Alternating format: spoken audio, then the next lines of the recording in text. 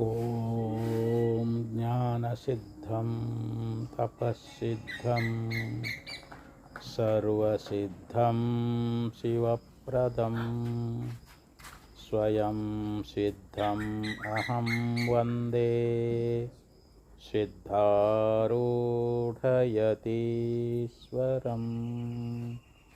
ಸಿದ್ಧಾರೂಢಯತೀಶ್ವರಂ.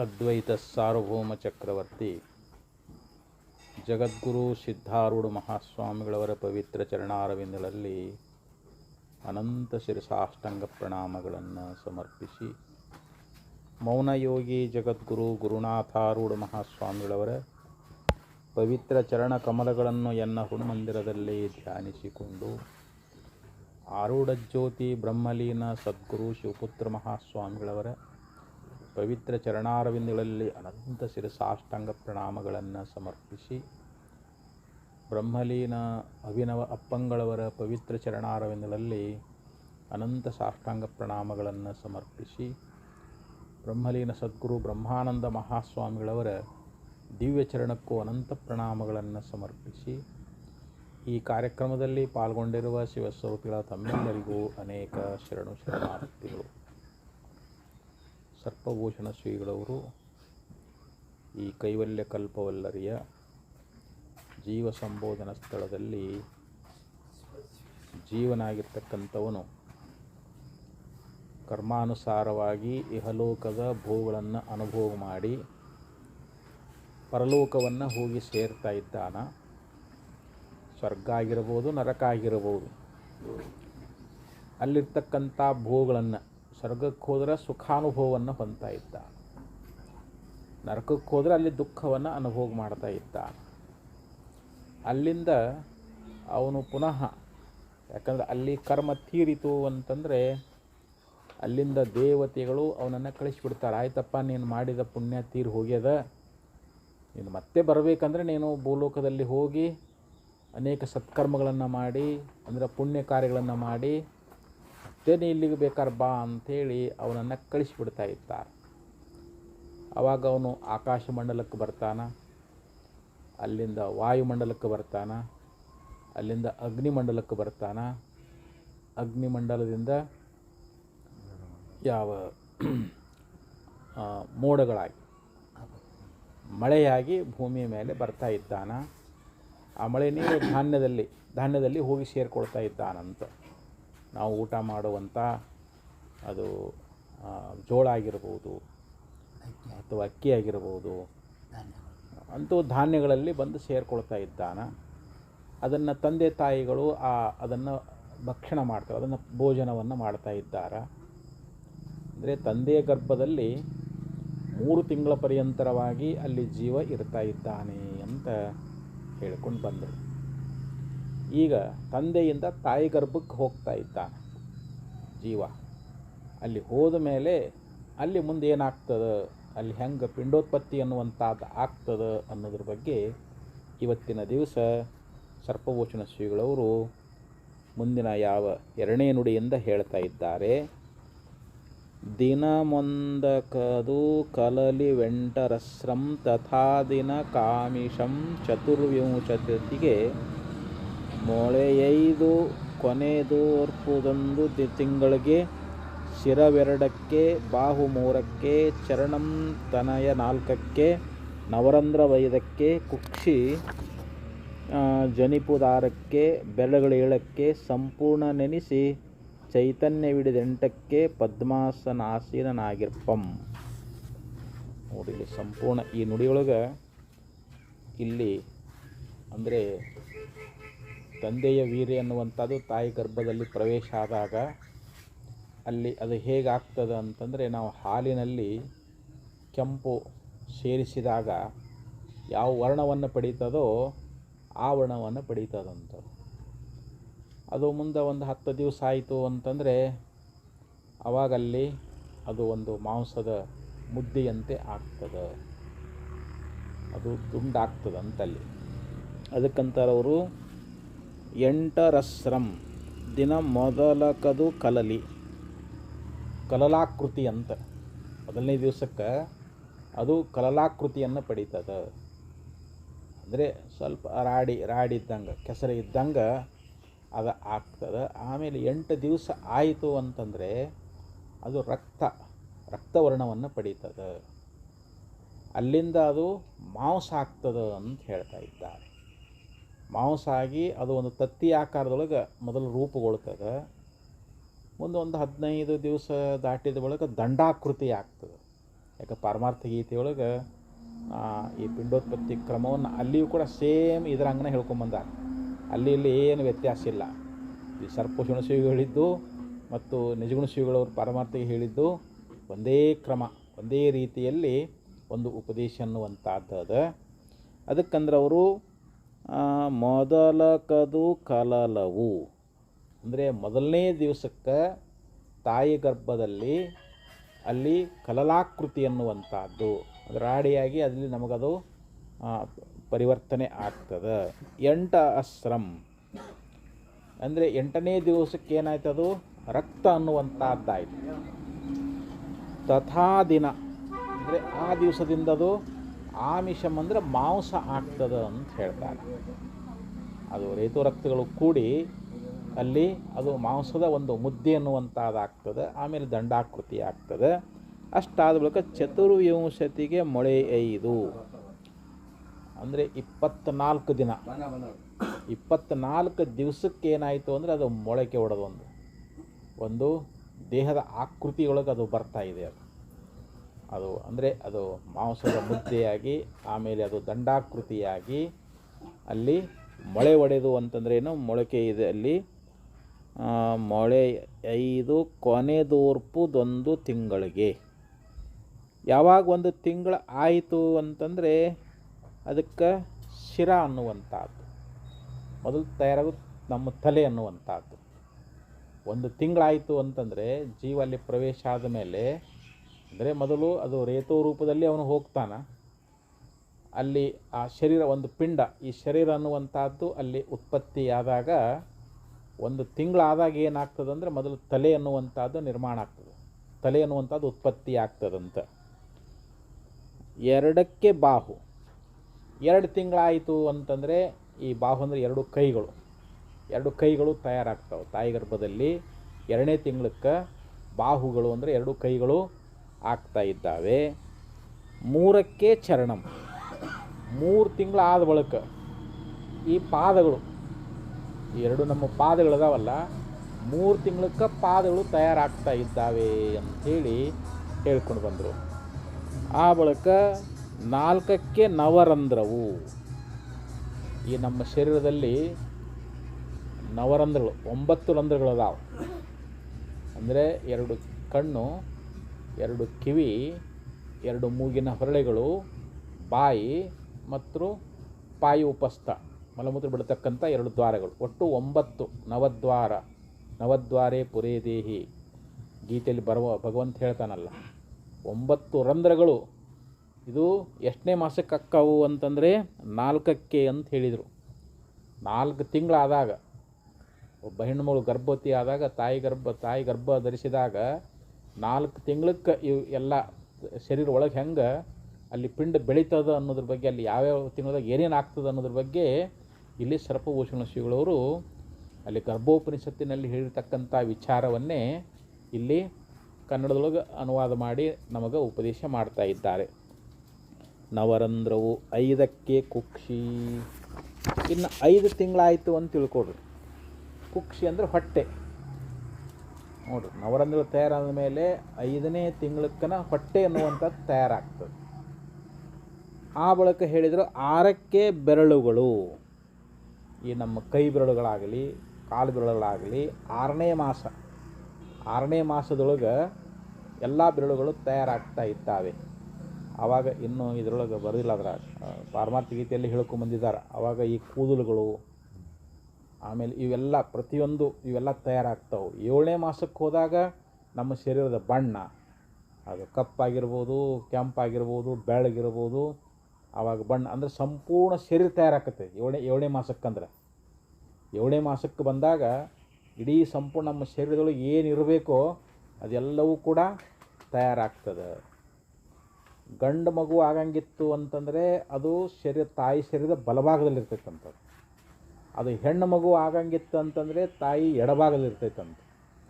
ಆಕೆ ಬಲಕ್ಕೆ ಭುಜ ಮಾಡಿ ಮಲ್ಕೊಂಡ್ಲು ಅಂತಂದರೆ ಗಂಡು ಹುಡ್ತದಂತ ಊಹಾ ಮಾಡ್ಕೋಬೇಕು ನಾವು. ಎಡಕ್ಕೆ ಭುಜ ಮಾಡಿ ಮಲ್ಕೊಂಡ್ಲು ಅಂತಂದರೆ ಅಂದರೆ ಆ ರೂಢಿ ಅದು ಇದಾಗಿಬಿಡ್ತೈತೆ ಅವಾಗ. ಹಾಗಿತ್ತು ಅಂತಂದರೆ ಮುಂದೆ ಹೆಣ್ಣು ಹುಡ್ತದ ಅಂತ ತಿಳ್ಕೊಳ್ಬೇಕು. ಅದು ಮಧ್ಯದಲ್ಲಿತ್ತು ಅಂದರೆ ನಪುಂಸಕ ಅಂಥೇಳಿ ಅಲ್ಲಿ ಬರ್ಕೊಂಡು ಬಂದಾರ ಅವರು. ಈ ಕಡೆ ಎಲ್ಲ ಬಲಕ್ಕೂ ಇಲ್ಲ, ಈ ಕಡೆ ಎಡಕ್ಕೂ ಇಲ್ಲ, ಮಧ್ಯ ಭಾಗದಲ್ಲಿದ್ದರೆ ಅದು ನಪುಂಸಕ ಆಗ್ತದಂಥೇಳಿ ಶಾಸ್ತ್ರದಲ್ಲಿ ಹಿಂಗೆ ಪ್ರತಿಪಾದನೆ ಮಾಡ್ಕೊಂಡು ಬಂದಿದ್ದಾರೆ. ಮತ್ತು ತಾಯಿ ಗರ್ಭವತಿ ಆದಾಗ ಆ ಮಗು, ಯಾಕೆಂದರೆ ನಾಭಿ ದ್ವಾರದಿಂದ ಆಕೆ ಉಂಡಿರ್ತಕ್ಕಂಥ ಎಲ್ಲ ಆಹಾರ ಅನ್ನುವಂಥದ್ದು ಆ ಮಗುವಿಗೆ ಆಹಾರ ಸೇರ್ತಿರ್ತಕ್ಕಂಥದ್ದು.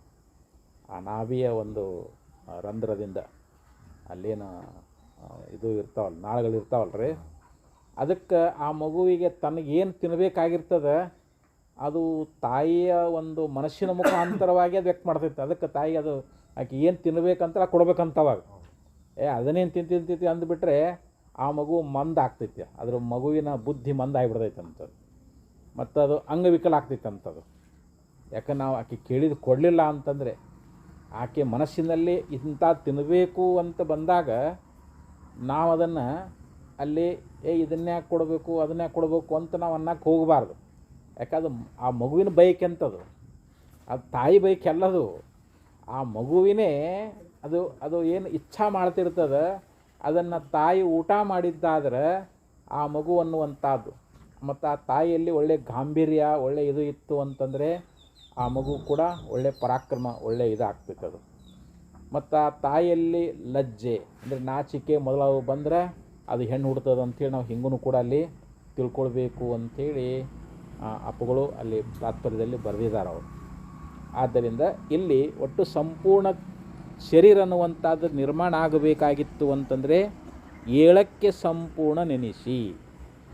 ಯಾವಾಗ 7ನೇ ತಿಂಗಳ ಇದ್ದಾಗ ಈ ಸಂಪೂರ್ಣ ನಮ್ಮ ಶರೀರ ಅನ್ನುವಂಥದ್ದು ಸಂಪೂರ್ಣ ತಯಾರಾಗ್ತೈತಂತ. ಎಲ್ಲ ಕಾಲುಗಳಾಗಲಿ, ಕೈಗಳಾಗಲಿ, ತಲೆಯಾಗಲಿ, ಹೊಟ್ಟೆಯಾಗಲಿ, ಅವಾಗ ಯಾವಾಗ ಸಂಪೂರ್ಣ ಇದು ಆಯಿತು ಅಂದ್ರೆ ಆವಾಗ ಚೈತನ್ಯ ಬರ್ತದೆ ನಮ್ಮ. ಇವೆಲ್ಲ ನಿರ್ಮಾಣ ಆದ ಬಳಿಕ 7ನೇ ತಿಂಗಳು ದಾಟಿದ ತಕ್ಷಣ ಮಗು ಸಂಪೂರ್ಣ ಚೈತನ್ಯವನ್ನು ಪಡ್ಕೊಳ್ತದೆ. ಅವಾಗ ಕೈಕಾಲು ಆಡಿಸೋದಾಗಲಿ ಇವೆಲ್ಲ ಪ್ರತಿಯೊಂದು ತಾಯಿ ಗರ್ಭದಲ್ಲಿ ಅವಾಗ ಅದು ಮಗು ತನ್ನ ಮುಖವನ್ನು ಆ 2 ಮೊಳಕಾಲು ಸಂಧಿಯೊಳಗೆ ಸೇರಿಸಿ ಆ 2 ಕೈಗಳಿಂದ ಹಿಂಗೆ ಕಿವಿಡ್ಕೊಂಡಿರ್ತೈತಂಥದ್ದು. ಅಪ್ಪವ್ರು ಬರೀತಾರೆ ಅದನ್ನು ಭಾಷ್ಯದೊಳಗೆ, ಅದನ್ನು ಟೀಕಾದೊಳಗೆ ಬರ್ದಾರೆ ಅದನ್ನು. ಆ ಮಗು 2 ಮೊಳಕಾಲು ಸಂಧಿಯೊಳಗೆ ಕೈ ಹಾಕಿ 2 ಕೈನ ಹಿಡ್ಕೊಂಡಿರ್ತದೆ. ಅಂದರೆ ಅಲ್ಲಿ ಕುಕ್ಕುಟಾಸನದೊಳಗೆ ಅಂತ ಮಗು ಕುಕ್ಕುಟಾಸನದೊಳಗೆ ತಾಯಿ ಗರ್ಭದೊಳಗೆ ಇರ್ತದೆ. ಅದನ್ನು ಇಲ್ಲಿ ಹೇಳ್ತಾ ಇದ್ದಾರೆ. ಚೈತನ್ಯ ವಿಡಿದೆಂಟಕ್ಕೆ ಪದ್ಮಾಸನಾಸೀರನಾಗಿರ್ಪಂ. ಅಂದರೆ ಅಲ್ಲಿ ಈ ಜೀವನಾಗಿರ್ತಕ್ಕಂಥವನು ಪದ್ಮಾಸನದೊಳಗೆ ಆಸೀನಾಗಿ ಕುಂತಿರ್ತಾನಂತೀವ. ಯಾವಾಗ 8ನೇ ಮಾಸ ಅನ್ನುವಂಥದ್ದು ಬಂತು ಅಂತಂದರೆ ಅವನು ಪದ್ಮಾಸನವನ್ನು ಹಾಕಿ ಅಲ್ಲಿ ಕುಳಿತುಕೊಂಡಿರ್ತಾನೆ. ಅವನಿಗೆಲ್ಲ ತಿಳುವಳಿಕೆ ಬರ್ತೈತಂತ, ಅವನಿಗೆ ಎಲ್ಲ ಜ್ಞಾನ. ಅಂದರೆ ಹಿಂದೆ ಏನಾಗಿದ್ದ, ಅಲ್ಲಿ ಏನು ದುಃಖ ಅನುಭವಿಸಿದ್ದ ಎಲ್ಲ ಅದರ ಅರಿವನ್ನು ಪಡ್ಕೊಳ್ತಾ ಇದ್ದಾನೆ. ಅದನ್ನು ಮುಂದಿನ ನುಡಿಯೊಳಗೆ ಹೇಳ್ತಾ ಇದ್ದಾರೆ. ಅಂದರೆ 8ನೇ ಮಾಸದೊಳಗೆ ಅಲ್ಲಿ ಪಿಂಡ ಅನ್ನುವಂಥದ್ದು ಯಾವ ರೀತಿ ದುಃಖದ ಅನುಭವವನ್ನು ಮಾಡ್ಕೊಳ್ತದೆ, ಅಲ್ಲಿ ಜೀವನಿಗೆ ಯಾವ ದುಃಖ ಅನ್ನುವಂಥದ್ದು ತಾಯಿ ಗರ್ಭದಲ್ಲಿ ಈ 7 ಮಾಸದ ತನಕ ಅಲ್ಲಿ ಏನು ಮಗು ಏನು ಗುರ್ತಾಗಿಲ್ಲ. ಯಾಕಂದ್ರೆ ಚೈತನ್ಯ ಇರೋಂಗಿಲ್ಲ ಅದ್ರಾಗ. 7 ಮಾಸದ ಪರ್ಯಂತರವಾಗಿ ಅಲ್ಲಿ ಆ ಶರೀರದಲ್ಲಿ ಜೀವ ಅದಾನಂದ್ರೂ ಕೂಡ ಅದಕ್ಕೇನು ತಿಳುವಳಿಕೆ ಇರೋಂಗಿಲ್ಲ, ಅದಕ್ಕೇನು ಪ್ರಜ್ಞಾನ ಇರೋಂಗಿಲ್ಲ. ಅದು 7 ಮಾಸ ಮುಗಿದ ತಕ್ಷಣ ಯಾವಾಗ ಈ ಶರೀರದೊಳಗೆ ಚೈತನ್ಯ ಬರ್ತದೆ ಆವಾಗ ಆ ಮಗುವಿಗೆ ಎಲ್ಲ ರೀತಿಯಾದ ಜ್ಞಾನಗಳು ಅರಿವು ಅನ್ನುವಂಥದ್ದು ಉಂಟಾಗ್ತದೆ ಅಂಥೇಳಿ ಅದನ್ನು ಹೇಳ್ತಾ ಇದ್ದಾರೆ. ಕಡಿವ ಪುಳುವತ್ತುವನ್ನು ಸುತ್ತುತಿಹ ಕರುಳ್ ಸುಡುವ ಅಗ್ನಿ ಕಿಕ್ಕಿರಿವ ವಿಣ್ ಮೂತ್ರದಿಂದೆ ಸಿಡಿಮಿಡಿಸಿ ಯಮ ನರಕಗಳ ಪೊಗಳ್ದು ಯದಿ ಯೋನ್ಯಾಂ ಪ್ರವಿಂಚಾಮಿ ಎನ್ನುತ್ತ ಅಳಲಿ ನುಡಿ ವನಿತರೊಡೆ ಸೂತಿಕಾವಾಯು ಗರ್ಜಿಸಿ ಕೋಟಿ ಸಿಡಿಲಂತೆ ಪೊಡೆಯೇ ದಿಗ್ಭ್ರಾಂತಿಯಂ ದಿಮ್ಮುದಿರು ಗೊಡೆಯುತೆ ಜರಾಯುವಂ ಭಗದಿಂದೆ ನೆಲಕ್ಕಧೋಮುಖ ಮುರುಳಿ ಚೇತರಿಸುವಂ. ನೋಡ್ರಿ, ಈಗಲ್ಲಿ 8ನೇ ಮಾಸದೊಳಗೆ ಜೀವನಿಗೆ ಯಾವ ರೀತಿಯಾಗಿರ್ತಕ್ಕಂಥ ವೇದನೆ ಆಗ್ತದೆ. ಯಾಕಂದರೆ ಅಲ್ಲಿ ಅವನು ಕುಕ್ಕುಟಾಸನದಲ್ಲಿ ಕುಳಿತಿರ್ತಾನೆ. ಅವನ ಶರೀರ ಅನ್ನುವಂಥದ್ದು ನೋಡ್ರಿ, ಯಾಕಂದರೆ ಅಲ್ಲೇ ಪಕ್ಕದಲ್ಲೇ ಜಠರಾಗ್ನಿ. ನಾವು ಊಟ ಮಾಡಿರ್ತಕ್ಕಂಥ ಆಹಾರವನ್ನು ಅದನ್ನು ಪಚನ ಮಾಡೋದು ಯಾವುದು ಅಂತಂದು ಜಠರಾಗ್ನಿ. ಆ ಜಠರಾಗ್ನಿ ಅನ್ನುವಂಥದ್ದು ಅಲ್ಲೇ ಆ ಪಕ್ಕದ ಗರ್ಭದ ಪಕ್ಕದಲ್ಲೇ ಇರ್ತದೆ. ಅದಕ್ಕಂತಾರೆ ಕಡಿವ ಪುಳ ಅಂತಂದರೆ ಅನೇಕ ಕ್ರಿಮಿಗಳು ಆ ಒಳಗೆ ಶಿಶು ಅದೇನು ಮಗು ಇರ್ತೈತಲ್ಲ ಅದ್ರ ಶರೀರವನ್ನು ಕಚ್ತಾ ಇರ್ತಾವಂಥದ್ದು. ಈಗ ನಮಗೆ ಸ್ವಲ್ಪ ಸೊಳ್ಳೆ ಕಡಿಯಾಕತ್ರ ನಮ್ಗೆ ತಡ್ಕೊಳಕ್ಕಾಗಂಗಿಲ್ಲ. ಅಲ್ಲಿ 1 2 ಸಿಕ್ಕಾಪಟ್ಟೆ ಹುಳುಗಳು ಅದೇನು 8ನೇ ಮಾಸದೊಳಗೆ ಆ ಮಗುವಿನ ಶರೀರವನ್ನು ಕಚ್ತಾ ಇರ್ತಾವಂತದ್ರ. ಮತ್ತು ತಾಯಿ ಊಟ ಮಾಡಿರ್ತಕ್ಕಂಥ ಆಹಾರ ಅದು ಅದಕ್ಕೆ ಒತ್ತುತ್ತಾ ಇರ್ತೈತಂತ. ಅದಕ್ಕೆ ಆಕೆ ಊಟ ಮಾಡಿದ ಹುಳಿ ಉಪ್ಪು ಖಾರ ಆಕೆ ಏನು ಉಂಡಿರ್ತಾಳ ಅದು ಆ ಮಗುವಿನ ಶರೀರಕ್ಕೆ ಅದು ಒತ್ತುತ್ತಾ ಇರ್ತದೆ. ಅದಕ್ಕೆ ಒತ್ತುವನ್ನು ಸುತ್ತುತಿಹ ಕರುಳು. ಮತ್ತು ಆ ತಾಯಿಯ ಕರುಳುಗಳೇನದಾವಲ್ಲ ಆ ಶರೀರವನ್ನು ಬಿಗಿತಾ ಇರ್ತಾವಂತ. ಸುತ್ತುವರೆದು ಆ ಶರೀರಕ್ಕೆ ಅವು ಬಿಗದು ಬಹಳ ದುಃಖವನ್ನು ಉಂಟು ಮಾಡ್ತಿರ್ತಾವೆ. ಮಗುವಿಗೆ ಅನಿಸ್ತೈತಿ, ಅಯ್ಯೋ ಇಷ್ಟೊಂದು ಕರುಳು ನನ್ನ ಶರೀರವನ್ನು ಮುತ್ತಿ ಇವು ನನ್ನನ್ನು ಬಿಗಿಗೊಳಿಸ್ತಾ ಇದ್ದಾವಲ್ಲ.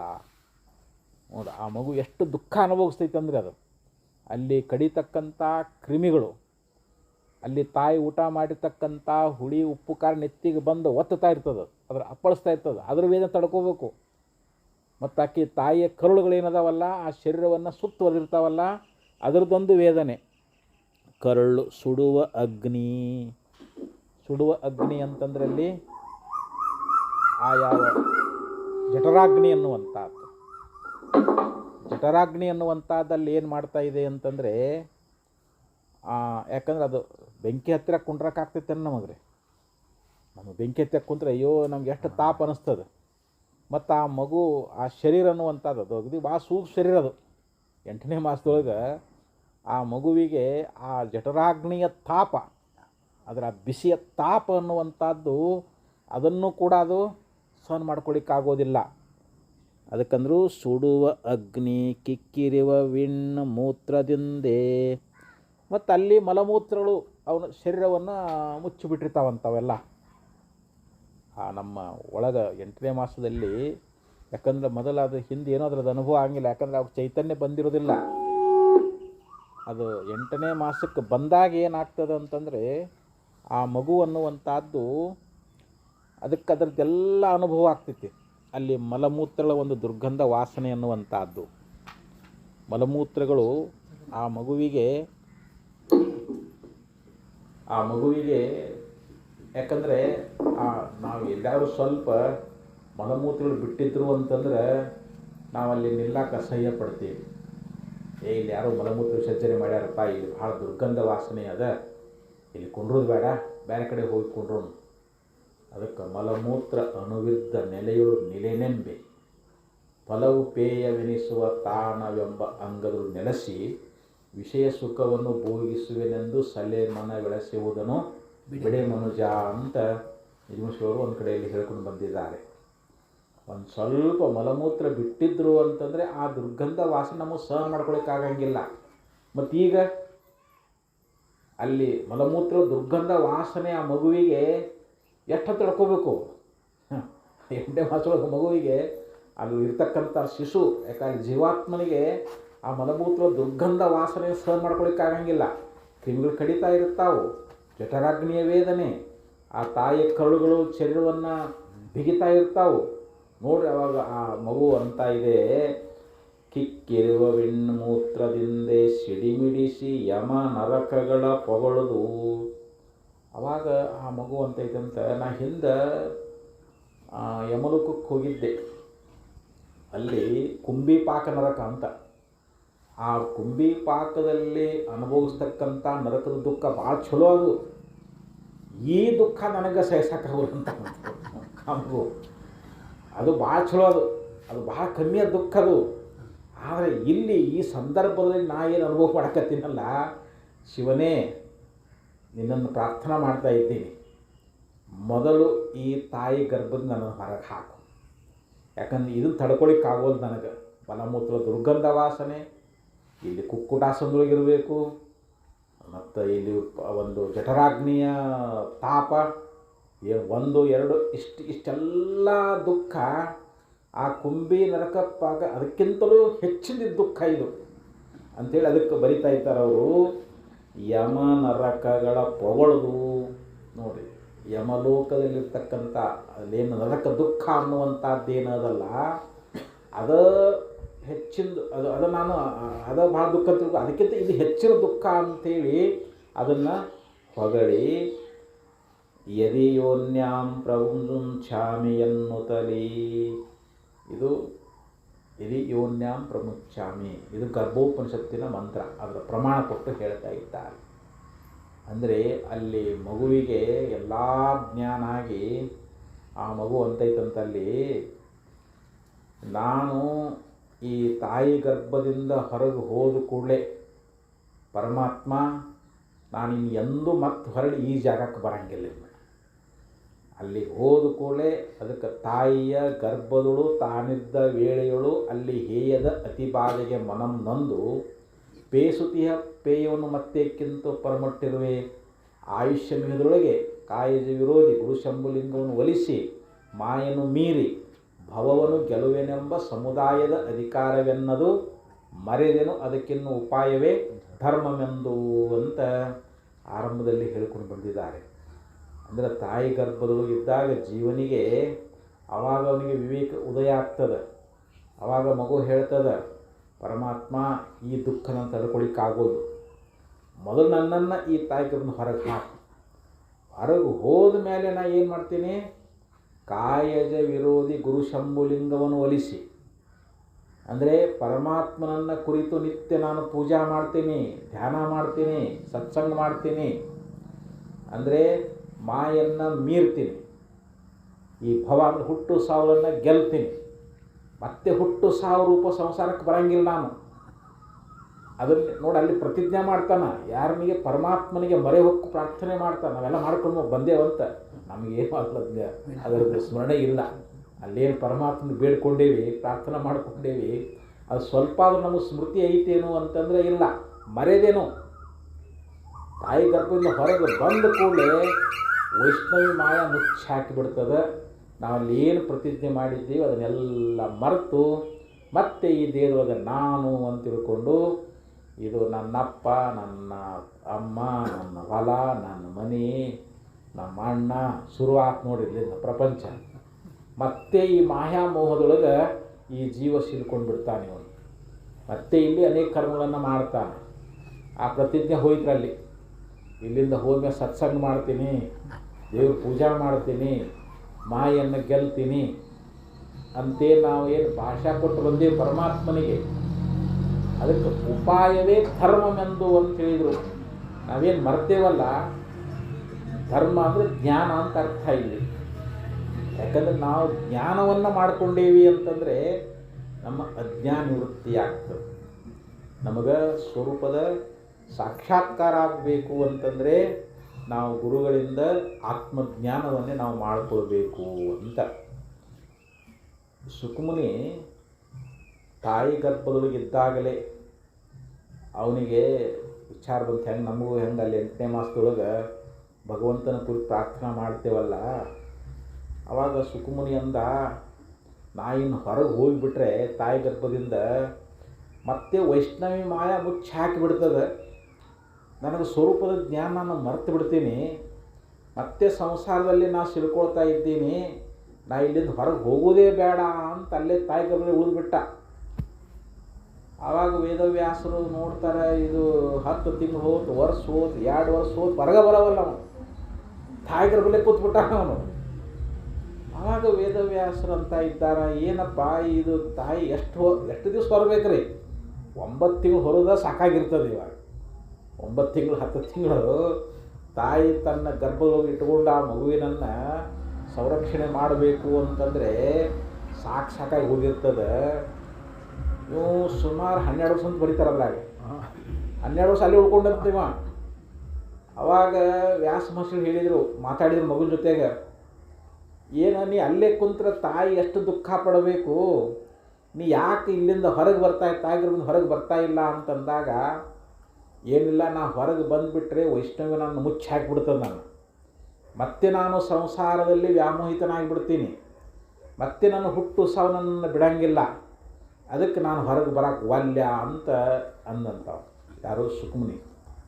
ಇಲ್ಲಪ್ಪ, ನಾ ಅದೀನಿ, ಆ ವೈಷ್ಣವಿ ಮುಚ್ಚಿ ಹಾಕ್ಲಾರ್ದಾಗ ನಾನು ನಿನ್ನನ್ನು ಕಾಪಾಡ್ತಾ ಇದ್ದೀನಿ, ಮೊದಲು ಹೊರಗೆ ಬಾ ಅಂತಂದಾಗ ಆಗಲಿ ಅಂತೆ ತಾಯಿ ಗರ್ಭದಿಂದ ಬಂದ ಕೂಡಲೇ ವೈರಾಗ್ಯ ತಾಳಿ ಅರಣ್ಯಕ್ಕೆ ಹೊಟ್ಬಿಟ್ಟಂತವನು ಬರಿತಾರೆ.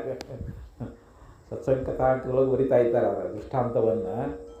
ಆವಾಗ ಮಗು ಹೊಂಟ್ಬಿಟ್ಟಲ್ಲೋ, ಯಾಕೋ ಇಲ್ಲಿ ಈ ಸಂಸಾರದೊಳಗಿದ್ದು ಇಲ್ಲೆಲ್ಲ ನಿನಗೆ ಇನ್ನೂ ಮುಂಜಿ ಮಾಡಬೇಕು, ಅದು ಇದೆಲ್ಲ ಇನ್ನೂ ಕರ್ಮಗಳದಾವು, ನೀವು ಹೊಂಟ್ಬಿಟ್ಟಲ್ಲ, ಯಪ್ಪ ಇದು ಬೇಡ, ಈ ಸಂಸಾರ ಈ ಬಂಧನನ ಬೇಡ ನನಗೆ, ನಾನು ಅಲ್ಲೇ ಏಕಾಂತೊಳಗಿದ್ದು ನಾನು ಆತ್ಮಜ್ಞಾನ ಮಾಡ್ಕೊಂಡು ಮುಕ್ತ ಹಾಕಿದೆ ಅಂತ ಹೊಂಟ್ಬಿಟ್ಟಂತ. ಹಂಗೆ ಇಲ್ಲಿ ವಾಮದೇವ ಋಷಿಗಳು ನೋಡ್ರಿ, ತಾಯಿ ಗರ್ಭದಲ್ಲೇ ಇದ್ದಾಗ ಅಹಂ ಮನುರಭವನ್, ನೋಡಿರಿ, ನಾನು ಮನುವಾಗಿದ್ದೆ, ನಾನು ಸೂರ್ಯನಾಗಿ ಬೆಳಗ್ತಾ ಇದ್ದೀನಿ ನೋಡಿ, ಅಲ್ಲಿ ಆತ್ಮಜ್ಞಾನ ಆಗಿಬಿಡ್ತವೆ ವಾಮದೇವ ಋಷಿಗಳಿಗೆ.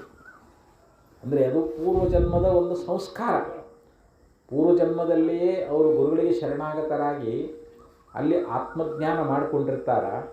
ಯಾವುದೋ ಒಂದು ಪ್ರತಿಬಂಧಕದ ಮೂಲಕವಾಗಿ ಅವರಿಗೆ ಜನ್ಮ ಬಂದಿರ್ತದೆ, ಆ ಪ್ರತಿಬಂಧಕ ನಿವೃತ್ತಿ ಆಯಿತು ಅಂದರೆ ಅವರು ಮುಕ್ತರಾಗಿ ಹೋಗಿಬಿಡ್ತಾರ ಅಂತ. ಹಂಗೆ ಇಲ್ಲಿ ತಾಯಿ ಗರ್ಭದಲ್ಲಿ ಶಿಶು ಭಗವಂತನನ್ನು ಕುರಿತು ಏನು ಪ್ರಾರ್ಥನೆ ಮಾಡ್ತದೆ ಅಂತಂದರೆ, ಯೋ ಅನ್ಯಾಂ ಪ್ರಮುಂಚಾಮಿ ಎನ್ನುತ್ತಳಲಿ ನುಡಿ ವನಿತರೊಡೆ. ಆರಾಮ್ ಸಂತೋಷವಾಗಿ ಮಗು ಅಲ್ಲಿ ತಾಯಿ ಗರ್ಭದಲ್ಲಿ ಹೀಗೆ ಭಗವಂತ ಪ್ರಾರ್ಥನೆ ಮಾಡ್ಕೊಂತ ಕುಂತ ಸಮಯದೊಳಗೆ ಯಾವಾಗ ನವಮಾಸಗಳು ಮುಗಿದು 10 ದಿವಸ ಆದ ಬಳಿಕ ಅದು ಪ್ರಸೂತಿ ವಾಯು ಅನ್ನುವಂಥದ್ದು ಕೋಟಿ ಸಿಳ್ಳು ಹೊಡೆದ್ರೆ ಹೆಂಗೆ ಆಕೈತೆ ನೋಡ್ರಿ. ಒಂದಲ್ಲ, ಕೋಟಿ ಸಿಳ್ಳು ಹೊಡೆದ್ರೆ ಎಷ್ಟು ದುಃಖ ಆಕೈತೋ, ಆ ಪ್ರಸೂತಿ ವಾಯು ಬಂದು ಮಗುವಿನ ನೆತ್ತಿಗೆ ಅಪ್ಪಳಿಸಿಬಿಡ್ತು ಅಂತಂದರೆ ಆವಾಗ ಮಗು ಮೇಲ್ಮುಖ ಇದ್ದದ್ದು ಕೆಳಮುಖ ಆಗಿಬಿಡ್ತಾನೆ. ಆವಾಗ ಬರೀತಾರವರು, ಸೂತಿ ಕೋಟಿ ಒಡೆ ಸಿಡಿಲಂತೆ ಪೊಡೆಯೇ, ಅಂದರೆ ಸೂತಿ ವಾಯು ಗರ್ಜಿಸಿ, ಆ ಪ್ರಸೂತಿ ವಾಯು ಅನ್ನುವಂಥದ್ದು ಏನು ಮಾಡ್ತದೆ ತಾಯಿ ಗರ್ಭದೊಳಗೆ, ಅದು ಗರ್ಜನೆಯನ್ನು ಮಾಡ್ತಾ ಕೋಟಿ ಸಿಡಿಲಂತೆ, ಕೋಟಿ ಸಿಡಿಲು ಬಿದ್ದರೆ ಹೆಂಗೆ ಆಗ್ತೈತೋ ಹಂಗೆ ಅದು ಶರೀರ ತುಂಬೆಲ್ಲ ಆ ಪ್ರಸೂತಿ ವಾಯು ವ್ಯಾಪಿಸಿಕೊಂಡು ಯಾವಾಗ ಅದು ಮಗುವಿಗೆ ಅಪ್ಪಳಿಸ್ತದ ಆವಾಗ ಕೋಟಿ ಸಿಡಿಲು ಹೊಡೆದು ಎಷ್ಟು ದುಃಖ ಆಕೈತಿ, ಮಗು ದಿಗ್ಭ್ರಾಂತನಾಗ್ತಾನಂತ. ಅದಕ್ಕೆ ದಿಗ್ಭ್ರಾಂತಿಂ, ಅವನಿಗೆ ದಿಕ್ಕ ತೋರಿಸೋದಿಲ್ಲ ಅವಾಗ. ಅದು ಆ ಪ್ರಸೂತಿ ಹೊಡೆದಾಗ ಒಳಗಿನ ಗರ್ಭಚೀಲ ಅನ್ನುವಂಥದ್ದು ಹರಿದು ಅಲ್ಲಿಂದ ರಕ್ತದಿಂದ ತಾಯಿ ಗರ್ಭದಿಂದ ಹೊರಗೆ ಬರ್ತಾ ಇದ್ದಾನೆ. ಭ್ರಾಂತಿಯಂ ದಿಮ್ಮಿದುದಿರು ಗೊಡೆಯುತ್ತೆ, ಅಂದರೆ ಅಲ್ಲಿ ದುಃಖವನ್ನು ಮಾಡ್ತಾ, ಯಾಕಂದರೆ ಅಲ್ಲಿ ಎಚ್ಚರ ತಪ್ಪಿಬಿಡ್ತಾನೆ, ದಿಕ್ಕ ತಿಳಿಯಂಗಿಲ್ಲ ಅವನಿಗೆ. ಆ ಪ್ರಸೂತಿ ವಾಯು ಹೊಡೆದಾಗ ಅಲ್ಲಿ ದಿಕ್ಕು ತಿಳಿಲಾರ್ದಂಗಾಗಿ ಭ್ರಾಂತಿಯಿಂದ ಅವನು ದುಃಖವನ್ನು ಮಾಡ್ತಾ ಅಲ್ಲಿ ಜರಾಯುವಂ ಭಗದಿಂದ ನೆಲಕ್ಕೆ ಅಧೋಮುಖ ಮೊರಳಿ ಚೇತರಿಸುವಂ. ಯಾವಾಗ ತಾಯಿ ಗರ್ಭದಿಂದ ಭೂಮಿಗೆ ಬಂದನೋ ಆವಾಗ ಅವನಿಗೆ ಎಚ್ಚರ ಆಗ್ತೈತೆ ಅವಾಗ. ಯಾಕಂದರೆ ಅದು ವೈಷ್ಣವಿ ಮಾಯಾ ಮುಚ್ಚಿ ಅದು ಏನು ಪ್ರಸೂತಿ ವಾಯು ಅನ್ನುವಂಥದ್ದು ಅವನಿಗೆ ನೆತ್ತಿಗೆ ಬಡದಾಗ ಆ ಕೋಟು ಸಿಡಿಲು ಬಡದಂಗಾಗಿ ಅವನು ಹೆಂಗೆ ಒಬ್ಬ ಮೂರ್ಛೆಯಾದ ವ್ಯಕ್ತಿ, ಮೂರ್ಛಿತನಾದವನಿಗೆ ಅವನಿಗೇನು ಜ್ಞಾನ ತಿಳಿರಂಗಿಲ್ಲ, ಅದು ಹಂಗೆ ಅವನು ಮೂರ್ಛಿತನಾಗಿ ಯಾವಾಗ ಭೂಮಿಗೆ ಬಂದ ಮೇಲೆ ಎಚ್ಚರ ಆಕೈತೆ ಅವನಿಗೆ. ಎಚ್ಚರ ಒಳಗೆ ಆಗಲಿ ವೈಷ್ಣವಿ ಮಾಯ ಮುಚ್ಚಿ ಹಾಕಿರ್ತೈತೆ ಅವನು. ಆವಾಗ ಮಗು ಅಲ್ಲಿಗೆ ಶುರು ಮಾಡ್ತೈತೆ, ಅದೇನು ಸ್ಮರಣ ಇರೋಂಗಿಲ್ಲ. ತಾಯಿ ಗರ್ಭದಲ್ಲಿ ಅದು ಏನೇನೋ ಪ್ರತಿಜ್ಞೆ ಮಾಡಿದ್ದು ಅದು ಇದು ಏನೂ ಇರೋಂಗಿಲ್ಲ. ಇವಾಗ ತಾಯಿ ಗರ್ಭದಿಂದ ಹೊರಗೆ ಬಂದ ಕೂಡಲೇ ಆ ಮಗು ಅನ್ನುವಂಥದ್ದು, ಯಾಕಂದರೆ ಅದರ ಶರೀರ ತುಂಬೆಲ್ಲ ಮಲಮೂತ್ರಗಳೇ ಅಲ್ಲಿ ಆವರಿಸಿರ್ತಾವೆ, ರಕ್ತ ಮಾಂಸ ಅದು ಆವರಿಸಿಬಿಟ್ಟಿರ್ತದೆ. ಈ ರೀತಿಯಾಗಿ ಅವನು ಭೂಮಿಗೆ ಮರಳಿ ಬಂದು ಅವನು ಚೇತನಗೊಳ್ತಾ ಇದ್ದಾನೆ, ಎಚ್ಚರಗೊಳ್ತಾ ಇದ್ದಾನೆ ಅಂಥೇಳಿ ಈ ಪದ್ಯದಲ್ಲಿ ಹೇಳಿ, ಇನ್ನು 4ನೇ ನುಡಿಯೊಳಗೆ ಹೇಳ್ತಾ ಇದ್ದಾರೆ.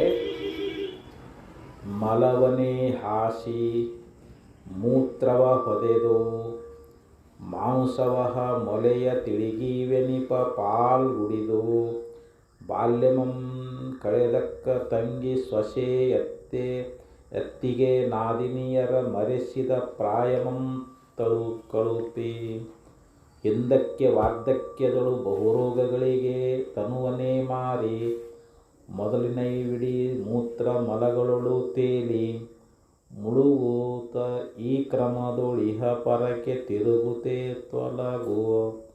ತೊಳಲುವಂ.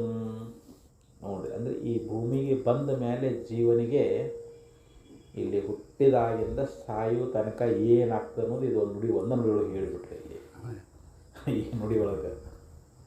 ಯಾಕಂದರೆ ಬಾಲ್ಯೇ ದುಃಖಾತಿರೇಕ ಮಲಲಿತವಪು ಸ್ತನ್ಯಪಾನೇ ಪಿಪಾಸ. ಆಚಾರ್ಯ ಹೇಳಿದಂತೆ ಬಾಲ್ಯದಲ್ಲಿ ನಮ್ಗೆ ಎಷ್ಟು ದುಃಖ ಇದೆ ಅಂತಂದರೆ, ಶಿಶು ಸಣ್ಣ ಮಗು ಅದಕ್ಕಿನ್ನೂ ಏನು ಮಾತಾಡೋಕ್ಕೆ ಬಾಯಿ ಇರಂಗಿಲ್ಲ. ಮಲ ಅಲ್ಲೇ ಮಲ ವಿಸರ್ಜನೆ ಮಾಡೋದು, ಅದ್ರಾಗ ಹೊರಡಾಡೋದು, ಅಲ್ಲೇ ಮೂತ್ರ ಬಿಡೋದು. ಅಂದ್ರೆ ಮೈಗೆ ಮಲಮೂತ್ರಗಳನ್ನೇ ಮೆತ್ಕೊಂಡಿರ್ತೈತೆ ಅಂತ ಅದನ್ನು ಬರೀತಾ ಇದ್ದಾರೆ ಅವರು. ಮಲವನೇ ಹಾಸಿ ಮೂತ್ರವ ಹೊದೆದು. ಅದರ ಅಭಿಪ್ರಾಯ ಏನು? ಮಲವನೇ ಹಾಸಿ ಅಂತಂದ್ರೇನು? ಮಲಮೂತ್ರವನ್ನು ವಿಸರ್ಜನೆ ಮಾಡಿ ಅದರೊಳಗನ ಹೊರಡಾಡ್ತೈತೆ ಅಂತ ಮಗು. ಹುಟ್ಟಿದ ಮಗು ಅನ್ನುವಂಥದ್ದು ಅದು ಮಲಮೂತ್ರ ಅಲ್ಲೇ ಮಾಡ್ತದೆ, ಅದರೊಳಗನ ಹೊರಡಾಡ್ತದೆ. ಅದಕ್ಕೆ ಬಾಲ್ಯೇ ದುಃಖಾತಿರೇಕಾನ್ ಮಲಲಿತವಪು ಸ್ತನ್ಯಪಾನೇ ಪಿಪಾಸ. ಅದಕ್ಕೆ ಹಸಿವಾಗೈತಿ ಅಂತಂದರೆ ಅದನ್ನು ಮಗು ಹೇಳ್ತದನ, ನನಗೆ ಹಸಿವಾಗೈತಿ, ನನಗೆ ಹಾಲು ಉಣ್ಸಂತ ಹೇಳ್ತೈತೇನ್ರಿ? ಇಲ್ಲ. ಅವಾಗ ಎಷ್ಟು ದುಃಖ ಆಗ್ತೈತೆ, ಅದು ಅಳ್ತದೆ. ತಾಯಿ ಅಂತ ತಿಳ್ಕೊತಾ ಬಹುಶಃ ನಿದ್ದಿಗೆ ಬಂದಿರಬೇಕು ಅಂತ ತೊಟ್ಲ ಹಾಕಿ ತೂಗುತ್ತಾಳೆ. ಅದಕ್ಕೆ ಹಸಿವಾಗಿರ್ತೈತೆ ಕರೆ, ಆಕೆಗೆ ಅದು ಅರ್ಥ ಆಗೋಲ್ದು. ಆ ಮಗು ಅಳುವುದನ್ನು ನೋಡಿ ನಿದ್ದೆ ಬಂದೈತೆ ಅಂತೇಳಿ ತೊಟ್ಲೆ ತೂಗುತ್ತಿರ್ತಾಳೆ. ಮತ್ತು ಅದು ಎಷ್ಟು ದುಃಖ ಹೌದಿಲ್ಲ. ಅದಕ್ಕೆ ಅಲ್ಲಿ ಬಹಳ ಸುಂದರವಾಗಿ ಆಚಾರ್ಯರು ಅಲ್ಲಿ ಹೇಳ್ಕೊಂಡು ಬರ್ತಾ ಇದ್ದಾರೆ. ಸ್ತನ್ಯಪಾನೇ ಪಿಪಾಸ ನೋ ಶಕ್ಯಂ. ಅಲ್ಲಿ ಮಾತಾಡೋಕ್ಕೆ ಯಾವುದೇ ಒಂದು ವಾಣಿ ಅನ್ನುವಂಥದ್ದಿಲ್ಲ. ಅದಕ್ಕೆ ಅಲ್ಲಿ ಬಾಲ್ಯದಲ್ಲಿ ಎಷ್ಟು ದುಃಖ ಅನ್ನುವಂಥದ್ದು ಆಗ್ತದೆ ಅನ್ನೋದ್ರ ಬಗ್ಗೆ ಬಾಲ್ಯತನದಲ್ಲಿ ದುಃಖ ಬಹಳ ಹಿಂದೆ ಇದ್ರಾಗ ಅಪರಾಸೂತ್ರದಲ್ಲಿ ಹೇಳ್ಕೊಂಬಂದ್ರಲ್ರಿ, ಅದರದ್ದು ಅನುವಾದ ಮಾಡಿದ್ದಾರೆ ಅವರು. ಆಚಾರ್ಯ ಅಪರಾಸೂತ್ರದಲ್ಲಿ ಏನು ಹೇಳಿದಾರಲ್ಲ ಅದನ್ನೇ ಇಲ್ಲಿ ಶಿಶುನಾಳ್ ಶರೀಫ್ ಸಾಹೇಬರು ಕನ್ನಡದಲ್ಲಿ ಅನುವಾದ ಮಾಡಿಕೊಂಡು ಬರೆದಿದ್ದಾರೆ ಅದನ್ನು. ಅಂತೂ ಇಲ್ಲಿ ಬಾಲ್ಯದಲ್ಲಿ ಈ ರೀತಿ ಮಲಮೂತ್ರದಲ್ಲಿ ಆ ಮಗು ಅನ್ನುವಂಥದ್ದು ಹೊರಳಾಡುವಂಥದ್ದಾಗ್ತದೆ. ಮಾಂಸವಹ ಮೊಲೆಯ ತಿಳಿಗೀವೆನಿಪ ಪಾಲುಡಿದು. ತಾಯಿಯ ಒಂದು ಎದೆ ಹಾಲನ್ನು ಕುಡಿತದೆ ಮಗು. ಅದು ಮಾಂಸದ ಮುದ್ದೆ ಅಂತ. ತಾಯಿಯ ಸ್ತನಗಳಂತಂದ್ರೆ ಏನು? ಮಾಂಸದ ಮುದ್ದೆ. ಅಲ್ಲಿರ್ತಕ್ಕಂಥ ಹಾಲು ಹೇಗೆ ಅಂತಂದರೆ, ಈಗ ರಕ್ತ ಸ್ವಲ್ಪ ಕೀವಾಗಿರ್ತದಲ್ರಿ, ಅದೇ ರೀತಿ ಅದು ಸ್ವಲ್ಪ ತಿಳಿ. ಅದಕ್ಕಂದ್ರೆ ಅವ್ರು ಇಲ್ಲಿ ತಿಳಿಗೀವೆನಿಪ, ಕೀವು, ತಿಳಿಗೀವು. ತಿಳಿ ಅಂದ್ರೇನು? ತೆಳ್ಳಗಿರ್ತಕ್ಕಂಥ ಕೀವು. ಆ ರೀತಿಯಾಗಿರ್ತಕ್ಕಂಥ ಪಾಲ್ಗುಡಿದು, ತಾಯಿಯ ಎದೆ ಹಾಲನ್ನು ಕುಡಿದು ಅಂತ ಅರ್ಥ. ಇಷ್ಟ ಅಲ್ಲ, ಆ ತಾಯಿ ಎದೆ ಹಾಲು ಕುಡಿದು ಆ ಮಗು ಅನ್ನುವಂಥದ್ದು ಬೆಳೀತದೆ, ಆ ಮಗು ದೊಡ್ಡದಾಗ್ತದೆ ಅಂತ. ಬಾಲ್ಯಮಂ ಕಳೆದು, ಬಾಲ್ಯಾವಸ್ಥೆ, ಶಿಶು ಅವಸ್ಥೆ ಇರ್ತದೆ, ಅಲ್ಲಿಂದ ಬಾಲ್ಯಾವಸ್ಥೆ ಎನ್ನುವಂಥದ್ದು ಬರ್ತದೆ. ಬಾಲ್ಯತನದಲ್ಲಿ ದುಃಖ ಬಹಳ. ಬಾಲ್ಯದಲ್ಲಿ ದುಃಖ ಅನ್ನುವಂಥದ್ದು, ಯಾಕಂದರೆ ಹುಟ್ಟಿದಾಗಿಂದ ದುಃಖ ಶುರು ಆಗೈತಿ. ಇದು ಜನ್ಮ ದುಃಖಂ, ಜರಾ ದುಃಖಂ, ಜಾಯಾ ದುಃಖಂ, ಪುನಃ ಪುನಃ ಸಂಸಾರ ಸಾಗರೇ ದುಃಖಂ ತಸ್ಮಾತ್ ಜಾಗೃತ ಅಂತ ಹೇಳಿದರು. ಹುಟ್ಟುವಾಗಲೂ ದುಃಖ ಅದ, ಮುಪ್ಪಿನ ಕಾಲದಲ್ಲಿನೂ ದುಃಖ ಅದ, ಮರಣಕಾಲದಲ್ಲಿನೂ ದುಃಖ ಅದ. ಮತ್ತು ಹುಟ್ಟಿದಾಗೂ ದುಃಖ, ಸಾಯುವಾಗ ದುಃಖ, ನಡು ಸುಖ ಐತನ್ರಿ. ಅದಕ್ಕಿದು ದುಃಖ ಸಾಗರ ಅಂತ ಹೇಳಿದ್ರು ಅವರು. ಅದಕ್ಕೆ ಎಚ್ಚರಾಗು ಅಂತ ನಮ್ಮನ್ನು ಎಚ್ಚರ ಮಾಡ್ತಾ ಇದ್ದಾರೆ. ಅದಕ್ಕೆ ಹೇಳಿದರೆ ಇಲ್ಲಿ ಈ ಯಾವ ಮಗು ಅನ್ನುವಂಥದ್ದು ತಾಯಿಯ ಹಾಲನ್ನು ಕುಡಿದು ಯಾವಾಗ ಅದು ಬೆಳೀತಾ ಬಾಲ್ಯ ಅನ್ನುವಂಥದ್ದು ಹೋಯಿತು ಅಂತಂದರೆ ಅದು ಕ್ಷಣಂಬಾಲೋ ಭೂತ್ವ ಕ್ಷಣಮಪಿ ಕಾಮರಸಿಕಃ ಕ್ಷಣಂ ವಿತ್ತೈರ್ಹೀನಃ ಕ್ಷಣಮಪಿ ಒಂದು ಸುಭಾಷಿತಕರು ಶ್ಲೋಕದಲ್ಲಿ ಹೇಳ್ತಾ ಇದ್ದಾರೆ. ಅಂದರೆ ಈ ಮನುಷ್ಯನ ಈ ಶರೀರ ಅನ್ನುವಂಥದ್ದು ಇದು ಬರೇ ಬಾಲ್ಯಾವಸ್ಥೆಯಲ್ಲಿ ಇರೋಂಗಿಲ್ಲ. ಇದು ಕೆಲವು ಕಾಲ ಬಾಲ್ಯ ಕ್ಷಣಂ ಬಾಲೋ ಭೂತ್ವ ಕ್ಷಣಮಪಿ ಯುವಾ ಕಾಮರಸಿಕ. ಮುಂದೆ ಯೌವನಾವಸ್ಥೆ ಬಂತು ಅಂತಂದರೆ ಇವನಲ್ಲಿ ಕಾಮರ್ಷಿಕ ಅಂತ ಹೇಳಿದರು. ಪ್ರಾಪಂಚಿಕ ವಿಷಯಗಳ ಒಂದು ಅಪೇಕ್ಷೆಯಿಂದ ಕೂಡ್ಕೊಳ್ತಾನೆ.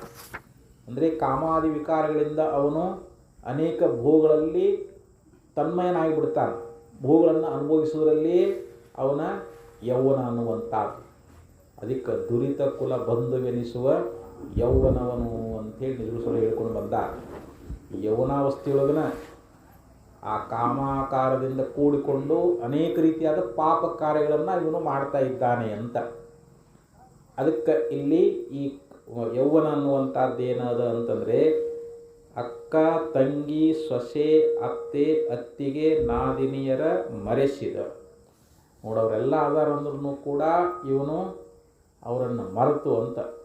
ಅಂದರೆ ಅಲ್ಲೇನು ಮಾಡ್ತಾನೆ ಅಂತಂದರೆ ತನ್ನ ಒಂದು ಮನೋವಾಂಛಿತವಾಗಿರ್ತಕ್ಕಂಥ ಕ್ರೀಡೆಗಳಲ್ಲಿ ಅವನು ತೊಡಗುತ್ತಾ ಇದ್ದಾನೆ ಅಂಥೇಳಿ ಇಲ್ಲಿ ಸರ್ಪೋಷಗಳು ಹೇಳಿಕೊಂಡು ಬರ್ತಾ ಇದ್ದಾರೆ. ಅದಕ್ಕೆ ಪ್ರೌಢೋಹಂ ಯೌವನಸ್ಥೋ ವಿಷಯಧರೈ ಪಂಚವಿರ್ಮರ್ಮ ಸಂಧೌ ದಷ್ಟೋ ನಷ್ಟು ವಿವೇಕಃ ಸುತದನ ಯುವತಿ ಸ್ವಾದು ಸೌಖ್ಯೇ ನಿಷಣ್ಣಃ ಶೈವೀ ಚಿಂತಾ ವಿಹೀನಂ ಮಮ ಮನವೃದೋ ಮಾನಗರ್ವಾದಿರೂಢಂ ಕ್ಷಂತವ್ಯೋಮಿ ಅಪರಾಧ ಶಿವ ಶಿವ ಶಿವ ಓಂ ಶ್ರೀ ಮಹಾದೇವ ಶಂಭೋ ಅಂತೇಳಿ.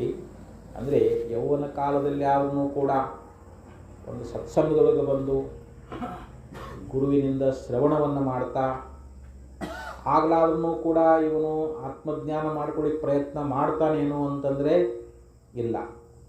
ಯಾಕಂದರೆ ಯೌವನಸ್ಥ ಪ್ರೌಢೋಹಂ ಯೌವನಸ್ಥ ವಿಷಧರೈ ಈ ವಿಷಯಗಳನ್ನುವಂಥ ಸರ್ಪ.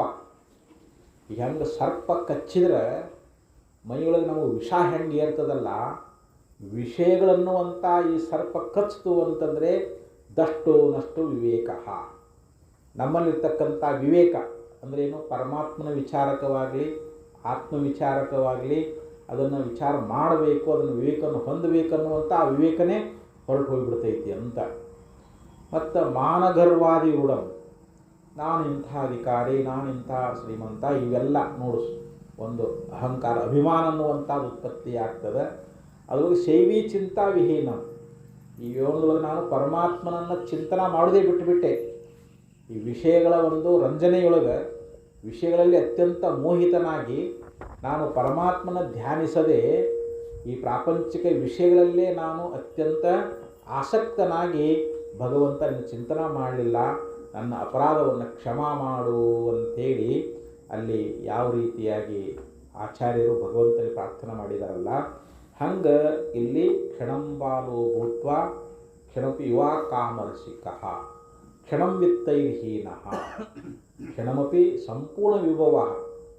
ನಮಗೆ ಸಂಸಾರದಲ್ಲಿ ಒಮ್ಮೆ ಭಾಳ ಸಂಪತ್ತು ಬಂದಿರ್ತದೆ, ಒಂದೊಂದು ಸಮಯದಲ್ಲಿ ಸಂಪತ್ತೆಲ್ಲ ಕಳೆದು ಹೋಗಿರ್ತದೆ. ಯಾಕೆಂದರೆ ಲಕ್ಷ್ಮೀ ಸ್ಥಿರ ಅಲ್ಲ, ಲಕ್ಷ್ಮೀ ಸ್ತೋಯ ತರಂಗ ಭಂಗ ಚಪಲ ವಿದ್ಯುಚ್ಛಲಂ ಜೀವಿತಂ ಅಂತ ಹೇಳ್ಯಾರ. ಲಕ್ಷ್ಮಿ ಒಂದೇ ಕಡೆ ಇರಂಗಿಲ್ಲ, ಬರ್ತಾಳ ಮತ್ತು ಹೋಗ್ತಾ ಇರ್ತಾಳ. ಜರಾಜೀರ್ಣೈರಂಗೈರ್ ಒಲಿ ಮಂಡಿತತನು, ಅಂದರೆ ಯಾವಾಗ ಯೌವನ ಹೋಗಿ ಮುಪ್ಪು ಬಂತು ಅಂತಂದರೆ ಶರೀರ ಜೀರ್ಣ ಆಗಿಬಿಡ್ತೈತೆ, ಚರ್ಮ ಸುಕ್ಕಟ್ಟಿಬಿಡ್ತದೆ, ಶರೀರ ಬಾಗ್ತದೆ, ಕೈಯಾಗ ಕೋಲು ಬರ್ತದೆ. ಜರಾಜೀರ್ಣೈರಂಗೈ ಅಂದರೆ ನಮ್ಮ ಶರೀರ ಯಾವಾಗ ಶಿಥಿಲಾಗ್ತದಂತ ಕ್ಷೀಣ ಆಗಿ ಹೋಗಿಬಿಡ್ತದೆ. ಮುಂದೆ ಕೊನೆಗೆ ಯಮನ ಒಂದು ಇದರೊಳಗೆ ನಾವು ಹೋಗಿ ಅದು ಕೊನೆಯ ಇದರೊಳಗೆ ಹೇಳ್ತಾ ಇದ್ದಾರೆ, ಅಲ್ಲಿ ಜೀವನ ಆಗಿರ್ತಕ್ಕಂಥವ್ರು ಯಾವಾಗ ಮುಪ್ಪು ಹೋಯಿತು ಅಂತಂದರೆ ಆ ಯಮನ ಸದನ ಹೋಗಿ ಸೇರಿಬಿಡ್ತಾರಂತ. ಅಲ್ಲಿ ಹೆಂಗೆ ಒಬ್ಬ ನಾಟ್ಯ ಮಾಡ್ತಕ್ಕಂಥ ಸ್ತ್ರೀಯರು ರಂಗಮಂಟಪದಲ್ಲಿ ಬಂದು ನಾಟ್ಯವನ್ನು ಮಾಡಿ ಆ ತೆರೆಯಲ್ಲಿ ಹೆಂಗೆ ಮರೆಯಾಗಿ ಹೋಗಿಬಿಡ್ತಾ ಇದ್ದಾಳಲ್ಲ, ಹಂಗೆ ಇಲ್ಲಿ ಜೀವನೂ ಕೂಡ ಆ ಮೃತ್ಯು ಎಲ್ಲ ಯಾವಾಗ ಆಟ ಮುಗೀತು, ಯಾವ ಮುಪ್ಪಾವಸ್ಥೆ ಹೋಯಿತು ಅಂತಂದರೆ ಆ ಮೃತ್ಯು ಅನ್ನುವಂಥದ್ದು ಏನು ಮಾಡ್ತದೆ ಇವನನ್ನು ನರಸಂಸಾರ ಅಂತೆ ವಿಶತಿ ಯಮದಾ ನೀವದನಿಕಾಮ್ ಅಂತೇಳಿ ಕೊನೆ ಚಡದಲ್ಲಿ ಹೇಳ್ತಾರೆ. ಕೊನೆಗೆ ಅಂತ್ಯ ಅಂದ್ರೇನು, ಮುಪ್ಪಾವಸ್ಥೆ ಹೋಗಿ ಮರಣ ಬಂದ ಸಮಯದೊಳಗೆ ಇವನು ಯಮನ ಸದನವನ್ನು ಹೋಗಿ ಸೇರಿಬಿಡ್ತಾನೆ ಅಂತೇಳಿ ನೀತಿಕರ ಶ್ಲೋಕದಲ್ಲಿ ಹೇಳ್ತಾರೆ. ಅದೇ ಅಭಿಪ್ರಾಯವನ್ನು ಇಲ್ಲಿ ಈ ನುಡಿಯೊಳಗೆ ಹೇಳ್ಕೊಂಡು ಬಂದಿದ್ದಾರೆ. ಅದಕ್ಕಂದ್ರೆ ಇಲ್ಲಿ ಕಳುಪಿ ಹಿಂದಕ್ಕೆ ವಾರ್ಧಕ್ಯದಳು ಬಹುರೋಗಗಳಿಗೆ ತನುವನೇ ಮಾರಿ. ನೋಡ್ರಿ, ಯಾವಾಗ ಮುಪ್ಪು ಪ್ರಾಯ ಎನ್ನುವಂಥದ್ದು ಹೋಯಿತು, ವಾರ್ಧಕ್ಯ ಅಂದ್ರೇನು ಮುಪ್ಪಾವಸ್ಥೆ ಎನ್ನುವಂಥದ್ದು ಪ್ರವೇಶ ಆಯಿತು ಅಂತಂದರೆ ಆವಾಗ ರೋಗಗಳು ಪ್ರಾರಂಭ ಆಗ್ತಾವೆ. ನೋಡ್ರಿ, ಮುಪ್ಪಾವಸ್ಥೆಗಳು ಯೌವನದೊಳಗೆ ಅಷ್ಟು ರೋಗ ಇರೋಂಗಿಲ್ಲ, ಬಾಲ್ಯದಲ್ಲಿ ರೋಗ ಇರೋಂಗಿಲ್ಲ. ಹೆಂಗೆ ಮನೆ ಹಳೇದಾದಂಗೆ ಹಾವು ಚೀಳು ಬಂದು ಸೇರ್ಕೋತಾವಲ್ರಿ, ಹಂಗೆ ನಮ್ಮ ಶರೀರ ಮುಪ್ಪಾದಂಗೆ ಕೆಮ್ಮು ದಮ್ಮು ನಾನಾ ರೀತಿ ರೋಗಗಳು ಇದ್ರಾಗ ಪ್ರವೇಶ ಆಗ್ತಾವಂತ ಮುಪ್ಪಿನ ಕಾಲದೊಳಗೆ. ಅನೇಕ ರೋಗಗಳು ತನುಜೆ ಆಗರ ಅತಿ ದುಃಖ ಸಾಗರ ಅಂತಾರೆ. ಈ ಶರೀರ ರೋಗಗಳ ತವ್ರ ಮನೆ.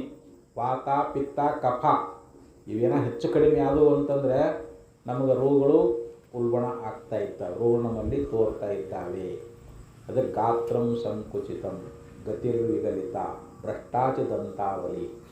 ಅಂದರೆ ಮುಪ್ಪಾವಸ್ಥೆಯೊಳಗೆ ನಮ್ಮ ಶರೀರ ಸಂಕುಚಿತ ಆಗಿಬಿಡ್ತದೆ, ಕ್ಷೀಣ ಹೋಗಿಬಿಡ್ತದೆ, ನಡಿಗೆ ಮಂದಾಗ್ತದೆ. ಯೌವನದಾಗ ಹಂಗೆ ಕುಡ್ಕೋತ ಬರ್ತಿದ್ದಾವೆ, ಜಿಗಿದಾಡೋದೇನು ಇದು ಮಾಡೋದೇನು. ಮುಪ್ಪಿನ ಕಾಲದಲ್ಲಿ ನಿಧಾನವಾಗಿ ಹೋಗಬೇಕು. ಭ್ರಷ್ಟಾಚ ದಂತಾವಲಿ, ಹಲ್ಲುಗಳೆಲ್ಲ ಬಿದ್ದು ಹೋಗ್ತಾವೆ, ಮತ್ತು ನಮ್ಮ ಕಣ್ಣು ಕಾಣ್ದಂಗೆ ಆಗ್ತಾವೆ, ಕಿವಿ ಕೇಳ್ದಂಗೆ ಆಗ್ತಾವೆ. ನೋಡ, ಮುಪ್ಪಿನ ಸಮಯದೊಳಗೆ ಹೆಂಡ್ತಿನೂ ಸೇವೆ ಮಾಡೋಂಗಿಲ್ಲ ಆ ಟೈಮ್ದೊಳಗೆ, ಮಕ್ಕಳು ಮಾತು ಕೇಳೋಂಗಿಲ್ಲ ಅಂತ. ಯಾಕಂದ್ರೆ ಪರಾಧೀನ ಆಗಿಬಿಡ್ತದೆ ಶರೀರ ಅನ್ನುವಂಥದ್ದು. ಆವಾಗ ಭಾಳ ದುಃಖವನ್ನು ಜೀವ ಅನುಭವಿಸ್ಬೇಕಾಗ್ತದೆ. ಅದಕ್ಕೆ ಇಲ್ಲಿ ಬಹುರೋಗಗಳಿಗೆ ತನುವನ್ನೇ ಮಾರಿ, ಈ ಶರೀರ ಅನ್ನುವಂಥದ್ದು ಅನೇಕ ರೋಗಗಳಿಂದ ಕೂಡಿಕೊಂಡು ಇಲ್ಲಿ ಜೀವ ಅತ್ಯಂತ ದುಃಖವನ್ನು ಅನುಭವಿಸ್ತಾ ಇದ್ದಾನೆ. ಮೊದಲಿನೈವಿಡಿ ಮೂತ್ರ ಮಲಗಳು ತೇಲಿ. ನೋಡಿ, ಯಾವಾಗ 80-90 ವರ್ಷ ಆಯಿತು ಅಂದರೆ ಹೇಳಕ್ಕೆ ಬರೋಂಗಿಲ್ಲ, ಅಲ್ಲೇ ಮಲಮೂತ್ರ ವಿಸರ್ಜನೆ ಮಾಡಬೇಕು. ಇನ್ನೂ ಬಾಲ್ಯ ಚಲೋ ಅಂತಾರವ್ರು. ಬಾಲ್ಯಾವಸ್ಥೆಯೊಳಗೆ ಇನ್ನೂ ಅಲ್ಲೇನು ಮಲಮೂತ್ರ ವಿಸರ್ಜನೆ ಮಾಡ್ತಾನಲ್ಲ, ಅದಕ್ಕಿಂತಲೂ 5 ಪಟ್ಟು ಈ ಮುಪ್ಪಿನ ಕಾಲದೊಳಗೆ ಮಲಮೂತ್ರದಲ್ಲಿ ಹೊಳ್ಯಾಡ್ತಾರಂತೇವೆ.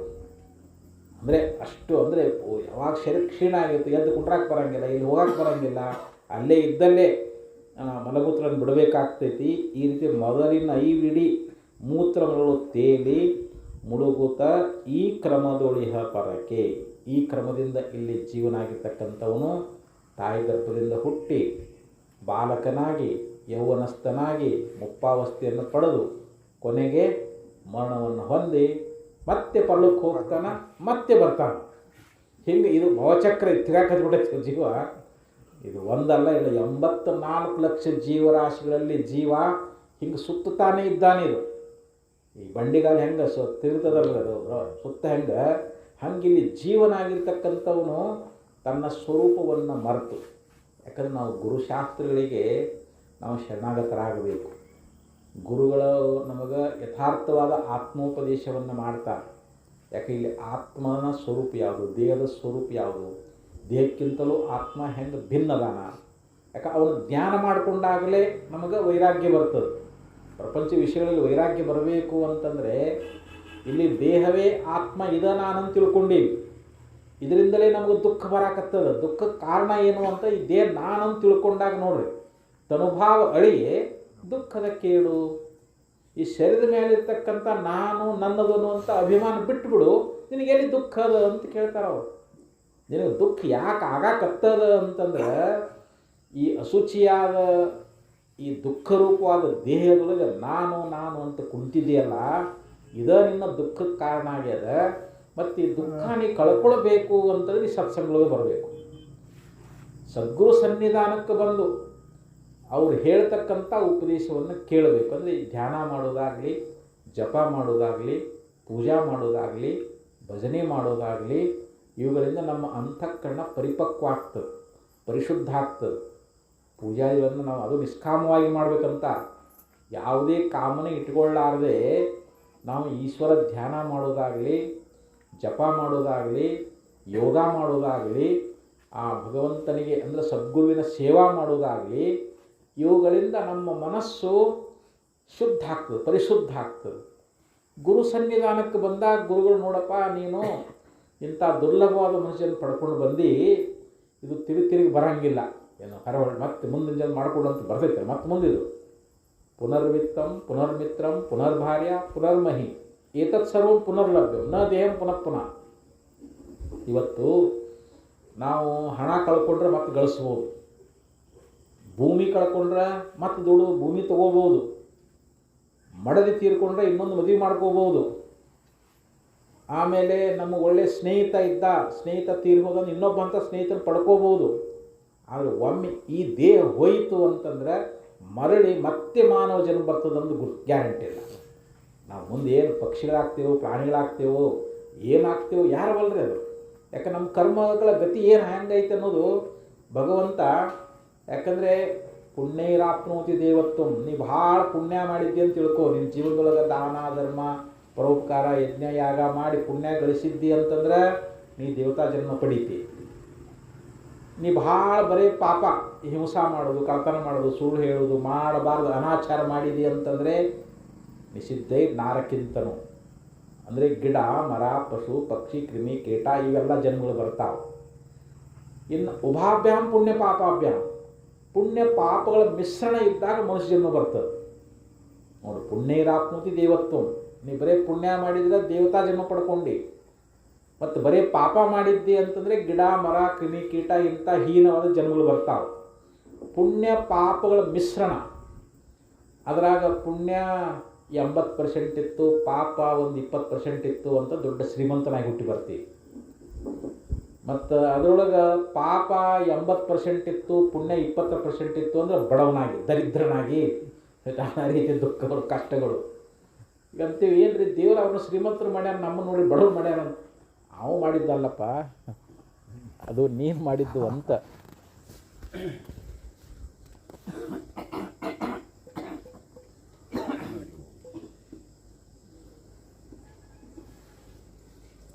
ಇದ್ದಾನೆ ಅಂತಂದರೆ ಈ ಭವಸಾಗರದಲ್ಲಿ ಸುತ್ತುತ್ತಾ ಇದ್ದಾನಂತ, ಭವಚಕ್ರದಲ್ಲಿ ಸುತ್ತುತ್ತಾ ಇದ್ದಾನ. ಮತ್ತು ಇದರಿಂದ ಬಿಡುಗಡೆಯನ್ನು ಅವನು ಹೊಂದಬೇಕಾಗಿತ್ತು ಅಂತಂದರೆ ಇಲ್ಲಿ ಗುರುಶಾಸ್ತ್ರಗಳಿಗೆ ಶರಣಾಗತನಾಗಿ ತನ್ನ ಸ್ವರೂಪದ ಸಾಕ್ಷಾತ್ಕಾರ ಮಾಡಿಕೊಂಡ ಅಂತಂದ್ರೆ ಈ ಭವದಿಂದ ಮುಕ್ತನಾಗ್ತಾ ಇದ್ದಾನೆ. ಕೊನೆ ನುಡಿಯೊಳಗೆ ಹೇಳ್ತಾ ಇದ್ದಾರೆ, ಪರಿಪರಿಯ ಬಹು ವೇಷದಳೆ ವೇಕ ಪುರುಷನುಲು ಧರಿಸುತ್ತೆ ತನುಲಕ್ಷ ಚತುರಶೀತಿಯ ಸೂಕ್ಷ್ಮ ಶರೀರವದು ಮನೆ ಮನೆಯ ಹೊಕ್ಕು ಬರ್ಪನ ಚೋಲದಂತೆ ಬೆಂಬಿಡದಿರಲದಂ ಗುರುಸಿದ್ಧನೊಲವಿನ ಜಹಲ್ಲಕ್ಷಣದೇ ಪರವನರಿಯುತೆ ಜಹಲ್ಲಕ್ಷಣದೇ ಸೋಂಕೆನೆಂದು ತನ್ನಿರವನರಿದು ಕಲ್ಪಾವಧಿಯ ಬಂದಗೆಟ್ಟು ಮುಕ್ತಿಯ ಪಡೆದು ಪೂರ್ಣನಪ್ಪಂ. ನೋಡಿ, ಪರಿಪರಿಯ ಬಹುವೇಷದಳೆದೇಕ ಪುರುಷನಲು. ಈಗ ಈ ಜೀವನು ಅಸಂಖ್ಯಾತವಾಗಿರ್ತಕ್ಕಂಥ ದೇಹಗಳನ್ನು ಇವನು ಧಾರಣ ಮಾಡ್ಕೊಂಡು ಬಂದಿದ್ದಾನೆ. ಈಗ ನಾವು ಈ ಒಬ್ಬೊಬ್ಬರು ಈ ವೇಷಗಾರ ಅಂತ ಬರ್ತಾರೆ ನೋಡ್ರಿ. ವೇಷಗಾರ ಏನು ಮಾಡ್ತಾರಂತಂದರೆ ಊರೊಳಗೆ ಅನೇಕ ಒಂದೊಂದು ದಿವಸ ಒಂದೊಂದು ವೇಷ ಹಾಕ್ತಾರೆ. ಇವತ್ತು ರಾಮ ಲಕ್ಷ್ಮಣದ ಇದ್ರೆ ಮತ್ತು ನಾಳೆ ಭೀಮ ಪಾಂಡವರು ವೇಷ ಹಾಕಿರ್ತಾರೆ. ಮತ್ತೊಂದು ದಿವಸ ಮತ್ತೊಂದು ಹಿಂಗೆ ಅವ್ರು ಹೆಂಗೆ ವೇಷಗಳನ್ನು ಬದಲು ಮಾಡ್ತಾ ಇದ್ದಾರಲ್ಲ, ಹಂಗೆ ಜೀವನೂ ಕೂಡ ಪ್ರತಿಯೊಂದು ಜನ್ಮಗಳಲ್ಲಿ ಇವನು ವೇಷ ಬದಲು ಮಾಡ್ಕೊತ ಹೊಂಟಾನಂತೆ. ಇವನು ವೇಷಗಾರನಂತೆ ಇವನು ಅನೇಕ ರೀತಿಯಾಗಿರ್ತಕ್ಕಂಥ, ಅದಕ್ಕೆ ಬಹು ವೇಷದಳೆದು ಏಕ ಪುರುಷನಲು. ಅಲ್ಲಿ ವೇಷಗಳನ್ನು ಹಾಕಿಕೊಂಡಿರ್ತಕ್ಕಂಥ ಒಬ್ಬನೇ ಪುರುಷ ಹೋದಿಲ್ಲ ರೀ ಅವನು.